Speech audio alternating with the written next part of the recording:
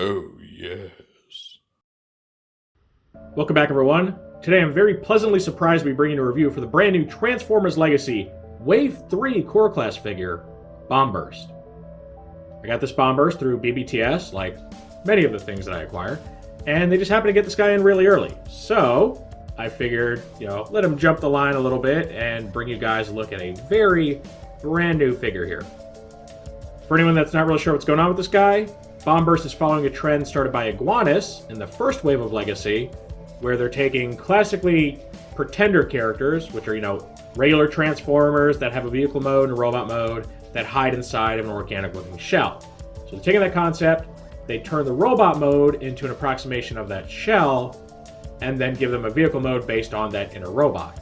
So Bomb-Burst is doing that same thing. You can see it looks like a bat or gargoyle-like creature in his robot mode, and then in the vehicle mode, he looks like the little spaceship that the inner robot used to turn into.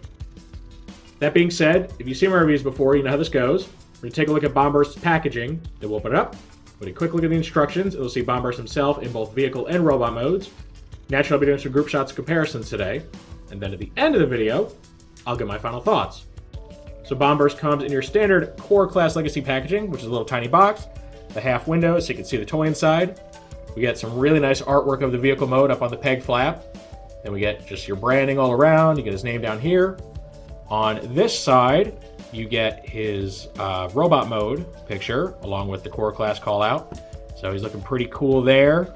It's small art, because that's to fit on this little panel, but it is very nicely done. On the back, we get renders of the toy in both vehicle and robot modes. He takes 9 steps to transform, so not super complicated, but he is a Core Class. And I think Bomb-Burst has one of the simpler vehicle modes out of all the classic Pretenders. And then, if we look on this side, we get that Decepticon half of our standard Legacy side panel. So overall, nice presentation. If you've collected Legacy before, you know what to expect, but the artwork is always nice. I just wish we got more of it. I'd love more artwork. Though I should be careful what I wish for, because Hasbro would probably take that as just, oh, you want us to eliminate the window and not see the toy inside, which, they've already done it for Marvel Legends, and I wouldn't put it past them to do it for all the size classes for Transformers eventually, too. So, yeah, maybe I should stop complaining about the artwork. Next thing I know, we're going to get blind boxes. Okay, here's our little instruction sheet for Bomb-Burst. Get the render right on the front, his name, all your branding. If we open this up, this shows you how to attach his wing cannons to his forearms, and then have him hold his hatchet-like accessory in his hand. And then this shows you how to take all of those things off and store them in his little backpack. And, it is what it is. I wouldn't call it great storage, but it's storage. And then finally we get to the transformation. You can see that it doesn't actually have you take his wings off. You can just leave them on and rotate them, which is kind of cool, if you don't like parts forming. And then you can place the hatchet under the nose cone of his spaceship and have it act like a little blaster on the front. And you get a spaceship that looks pretty darn close to the original. So, looks pretty good overall, but we need to see it in hand to know for sure. Now we can see the spaceship mode, and like I said, very close reinterpretation of the original, right? The original simple robot that turned into a simple spaceship. It's got the token wings and the blaster on the side. It's got that cockpit, the VTOL fans on there. It looks okay. It's a pretty decent recreation. There are some issues with it. So the arms, you can see, they're just kind of hanging there. They're not locked into anything. Now there is a little tab that you can see. So there's a notch cut into the inside of the arm piece there by the shoulder. There's a little tab that notch is supposed to mesh with. But in order to get it to really connect, you have to push these all the way in, which means you're going to have his wings and his blasters tapering outwards, which really doesn't look right, and honestly not very functional to have him doing that. And, you can straighten them out to make them look, I guess, a little more serious and also closer to the original toy, but then you get a lot more movement in the arms. It'll still kind of catch in this position, but they can move around a lot, and I really don't like that. I think they really kind of messed up, getting the arms in place and locking them in place so you have a very solid alt mode, because you shouldn't have limbs just kind of flailing off the sides like this. Other than that, the top of this looks very good. You can see the hatchet weapon, forming a little blaster, and then underneath you get a whole bunch of kibble. You really just get, the robot mode or pretender shell, whatever to call it, just folded up. So it doesn't hide much on the underside. But I will say, since you're typically not looking at the underside of this thing, and you're looking at it, from the side or from the top down, it does succeed in being a pretty good recreation of the original. And I would say even more so than Iguanus, because Iguanus' motorcycle mode has very clear lizard parts just all over it. Which, I don't mind it for what it is. I think it looks cool, but it does subtract from that G1 accuracy a bit. I think Bomb-Burst just pulls off that G1 look a little bit better. Speaking of Iguanus, here he is in his alt mode, so you can see what I'm talking about. And they both turn into, a loose interpretation of their original Inner Robots alt mode. Which that's the whole purpose here, right? Pretender Shell Robot mode, Mechanical alt mode. That's what they're going for, and for the most part, I think they succeed with that. I will say, despite his lack of, accuracy to the source material, I do still like Iguanus' alt mode more, just for the sheer cool factor. I love the paint work, the colors. He seems far less simple than Bomb-Burst, who really, he doesn't have a whole lot of paint applications going on that aren't just his two primary colors of, like, the dark gray and the light blue. And you get the cockpit being this almost a burgundy-like color, but then other than that, he's really just very two-tone, which again, accurate, but not very visually exciting. I still think Iguanus has the cooler alt mode.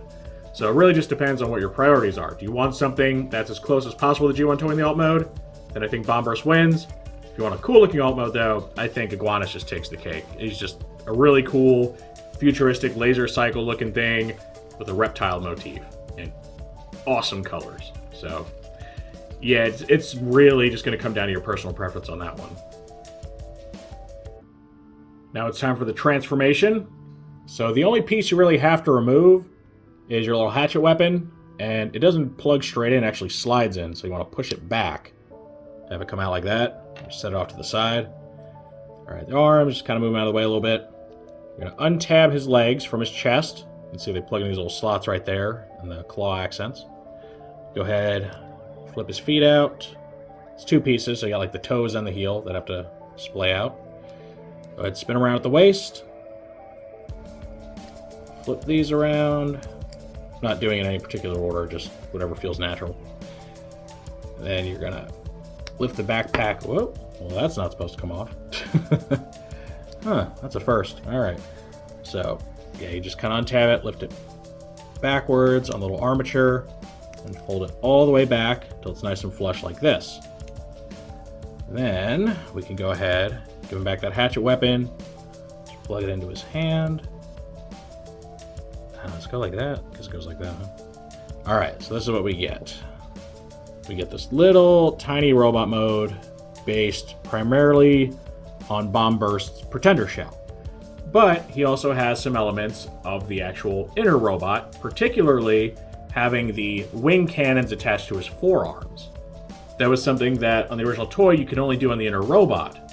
The Pretender Shell didn't have any sort of ports for that. Instead, what you would do is you would take these and you would combine them kind of like facing away from each other end to end. These unfortunately can't do that. But that's what you do is you make them into kind of like a big rifle and then plug that into the hand of the Pretender Shell. They didn't engineer this guy that way, so instead he has to resort to utilizing these like his inner robot did, which is okay, I guess. I kind of prefer them this way than looking like some sort of melted together amalgamation that's supposed to be some sort of long rifle. So that part doesn't bother me too much. The little small weapon here, the melee weapon, very true to the original, and I like that they actually kept this for him. The one thing I didn't like about Iguanus is that they skipped his traditional weapon in favor of something that really truly only exists to be the hilt of a large sword, because you have to combine the weapons from the 3 core class toys in Wave 1. It looks like they're just skipping all that in Wave 2 and 3. Also, this might be a good time to point out, if you guys haven't noticed, I haven't reviewed any of the Wave 2 core class yet. They were just kind of bottom priority for me in Wave 2, because neither one looks very exciting, just being honest. And then this guy came, and I figured people would be more excited to see him sooner rather than wait till I got around to, the G2 Megs and Shockwave. So I will get those two, but I just figured he was worth taking a look at first. So anyway, yeah, I love the fact that he has his traditional weapon. It always disappoints me when they do an update to a character and they're missing some sort of like key feature or key accessory that they normally should have. and that always leaves it up to the realm of like third-party upgrade kits and stuff, and that shouldn't be the case, right? You shouldn't have to spend money on your toy, which is getting increasingly expensive, and then spend a lot more money on these, limited run upgrade sets to make your toy really the way it should be. So yeah, I like that they did include this. It makes me happy. Talk about articulation. So the head is on just like a simple swivel, so just turns back and forth, and it can't really turn very far because the shoulders kind of get in the way there. It does look nice. It's clearly two pieces. You got like the top bit just kind of plugged on there.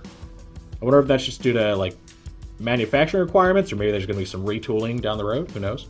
Got ball joints for the shoulders, ball joints for the elbows.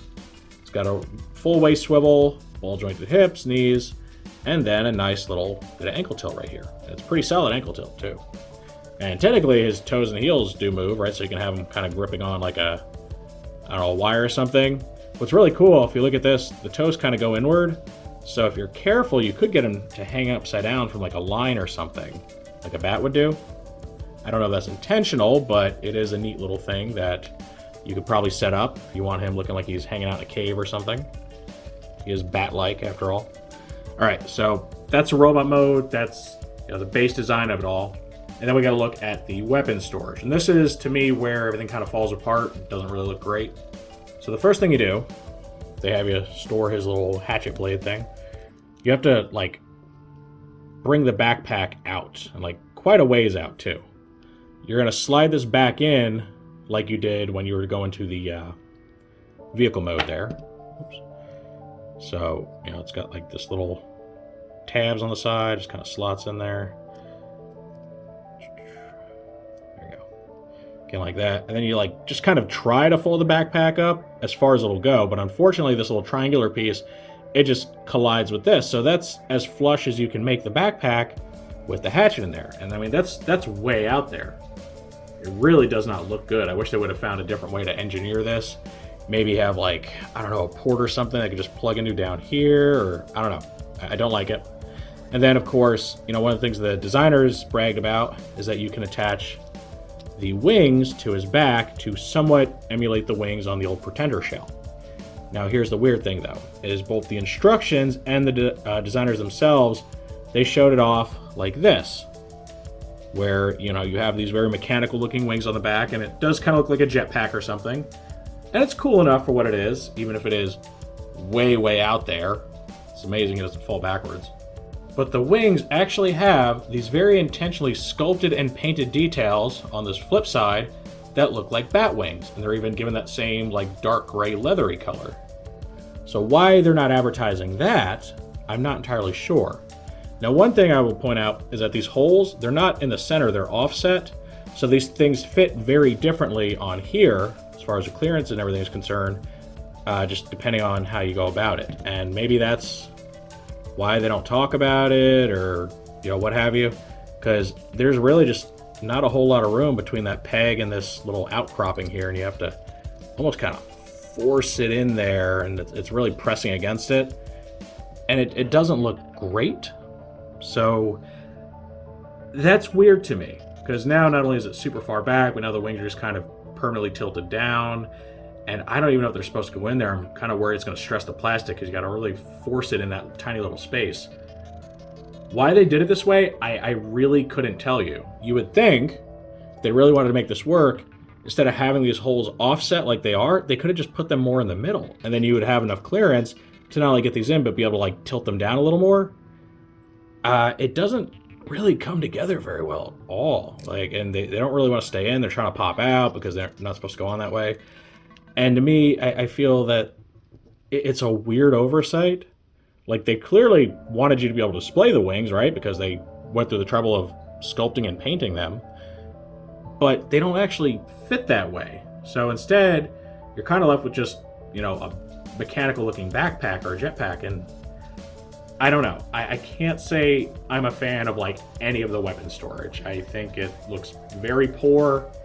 Like, I'm happy they try to do weapon storage, because that's something I feel has been very much lacking in modern Transformers, especially in the alt modes, where they're just like, hey, just slap cannons on the roof of every car instead of actually hiding it away underneath or something.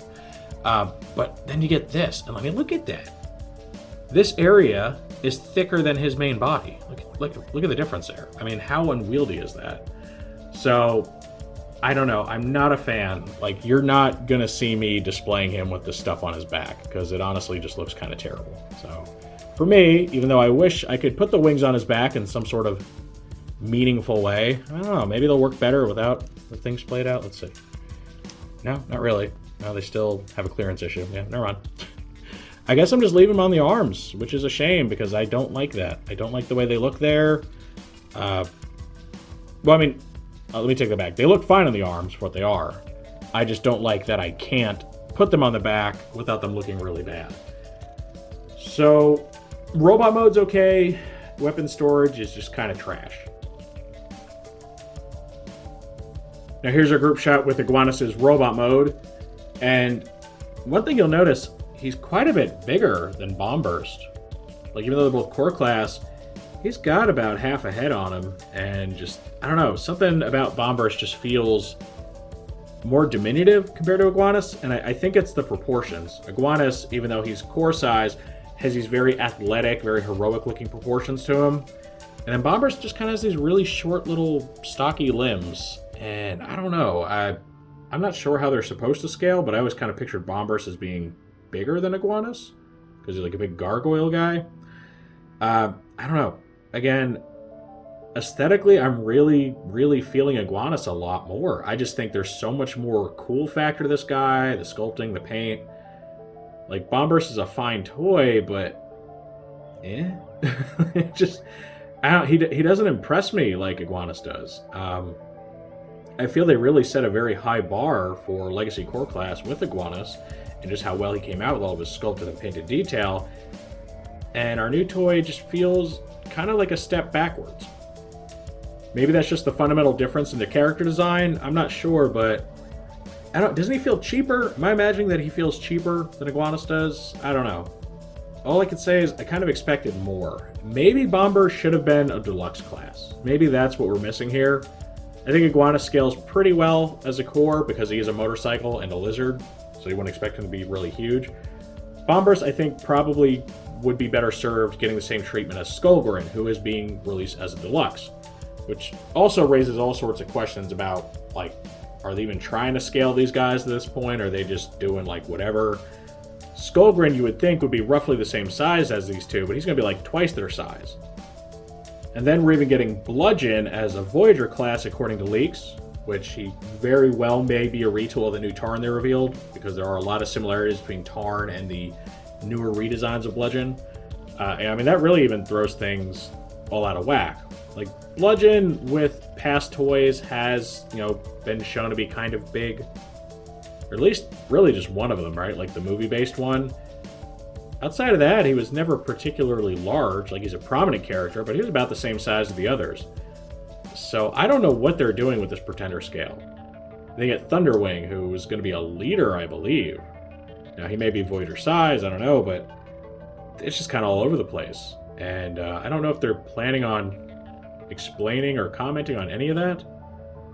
But it is weird that you're finally getting these guys in some sort of, like, true transforming presence, and their scale is just a big old question mark. You don't know if they're supposed to be this size, or if they're just plugging them wherever they fit, or what, but I don't know. Some more consistency, I think, would be great. Imagine what they could do with these two designs if they were upscaled to at least a deluxe price point. While we're talking about scale, let's go to the smallest Bomb-Burst toy that was ever released, and this is our Power of the Prime's Prime Master Bomb-Burst. Technically, they called him Megatronus, because the Prime Masters weren't, like, actually the Pretenders. They were little tiny robots that housed the sparks of 13 Primes, Megatronus being one of those, and then they would hide away inside Pretender shells that just happened to look like the Autobot Decepticon Pretenders. I still don't know what's going on with that. It was like a fever dream of concepts all just rolled into one. So this is, the most recent Bomb-Burst we got, and obviously wasn't scratching the itch for a lot of people. It does one thing this guy doesn't do, and that's actually be a Pretender, because you can see this opens up. There's a little robot inside that may or may not actually look like the inner robot for Bomb-Burst. I think this guy, what is he a retool of? He's a retool of Oh, he was a Skullgrin retool. So he's like the same toy Skullgrin, just with like a different front plate on there. So more like Bomb-Burst. So the robot's actually based on Skullgrins. So, I mean, yeah, technically a Pretender, kind of, sort of, but not a great representation at all. And then we kind of go the other way with this, where this is clearly a better toy. And, you know, you can do a lot more with it, and it, like, truly transforms. But it drops the Pretender gimmick entirely. So, some people may be fine with that. I mean, there was a reason that Pretenders really didn't do that well back in the 80s, and why you can buy them for much cheaper than you can other G1 toys. And I have heard people say that, like, oh, it was a stupid concept anyway, they much prefer this new route. And if you're happy with it, that's good. I'm glad you're happy. Me personally, I'd rather see fully fledged Pretenders. And I know that during, like, after one of their streams, the Hasbro design team, they actually asked people, like, hey, do you want to see, like, proper Pretenders? And I'm like, yes, like 1,000 times yes. And there was at least a fair amount of support for that. I don't know if that outweighs the number of people that do or don't. I didn't like keep a tally or anything. But, I mean, getting these guys is cool because they really need to be updated to some degree and not just forgotten about. But I really miss just like the proper Pretender concept. And I think it could be done a lot of justice now. Now, I think it would be expensive. You're not going to get like a deluxe priced, fully fleshed out Pretender Bomb-Burst. You'll probably get a deluxe size robot that looks like the inner robot and transforms, you know, in a similar way. And then the shell is going to be extra. Maybe that'll be considered Voyager price, depending on how complex the shell is. Like if it's a simple shell, like, you know, something like this. Or it may have to be more. And that's a good question. Are people willing to pay the high price tag that would come with modernized Pretenders? Because you're not going to want the inner robots to be garbage. One of the big things people don't like about the old Pretenders is that the inner robots, they were incredibly simple and not much to look at. Because they still had to, you know, be fitting inside of a much larger action figure shell that had its own accessories and still not be very expensive. Now, me personally, as an adult collector with disposable income of some degree, yeah, I would happily, you know, pay a reasonable amount for what it would take to fully realize these things. But I don't know, maybe I'm in the minority there. And this completes our look at Transformers Legacy Bomb-Burst. I have to say, I'm kind of disappointed with this toy. It's not a bad toy by any means. It does everything it's supposed to do. It does what the designer set out to do. But I'm just really unimpressed. Like, I don't know what it is. He seems very plain, kind of boring to me. Seems a lot more just simple and hollow than the Iguanus toy did. I don't know, maybe better paint apps would have spruced him up a bit. The one thing I will say is bad is that weapon storage. Like, that weapon storage is just bad. It was not well executed at all. So, yeah, I don't know. That kind of does bug me probably more than it should, that he can't properly have his wings attached to his back like the Pretender shell should have. But, I don't know. If you don't care about that, then he's probably a good figure. I think tolerance is maybe not as tight as Iguanus's. He does feel a little bit looser. That could just be my copy. I don't know. I was hoping to like this guy more than I do, but my reception to him is just pretty lukewarm. He exists. I'm happy Bomb-Burst isn't being ignored, and I think they did a decent job of combining the Pretender with the vehicle mode. But I feel like the execution just isn't where it should be. And again, after Iguanus set a really high bar for what to expect for Pretenders at a core class, I feel he just does not live up to that expectation. So, yeah, I mean, if you want a Bomb-Burst, I'd recommend buying him. I think you'll enjoy him more or less. But I was really hoping for something more, and I just don't feel this guy delivered. Of course, that is just how I feel about this figure. Perhaps you feel very differently. Are you very happy with this release? Is this something that, you know, you're really stoked about getting because it's either Bomb-Burst or, you know, it's just a new interesting mold? Or do you not like this? Either because you have no interest in the character, you don't like the way the toy came out. Any and all feedback is always welcome in the comment section. If you enjoyed this review, make sure to toss it a like. Let YouTube know you want to see more stuff like this. If you do want to see more like this, make sure to subscribe and hit that notification bell so you always get a heads up when I post something new. I thank you for joining me for this look at the brand new Transformers Legacy Wave 3 Core Class figure, Bomb-Burst. With all that said, I will see you next time.